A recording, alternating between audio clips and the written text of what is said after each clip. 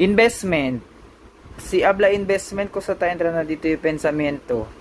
Akel kapa. Akel get rich quick scheme. So, otro investment kel no. El first, man define na anay kita investment.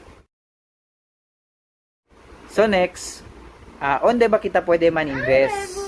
So, talise el mga legit investment, uno ali el UITF, el mutual fund, pag-ibig MP2, cryptocurrency, forex, real estate, stock market. So, bien manada investment products na hindi familiar, hindi known. Kasi, the reason is, basta abla investment, no sabi kita ko sa una kasi.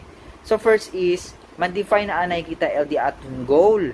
No, kasi manada kita financial goal like, for example, dream car, dream house, dream travel, retirement, college education.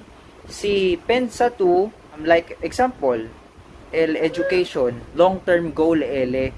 So, alisa ta entra el saving is good but it's not enough. Alita entra el investing. Kasi, si man save lang to, hindi ele enough kasi chene kita inflation. So, kosa basta inflation? El inflation, amo se el taabaha el value del sen. So, si diba si pensa to el 1,000 antes manada ito ko sa kumpra na grocery, pero ara kwanto ya lang. So el inflation na Philippines el sabi yo currently is 3 to 5%.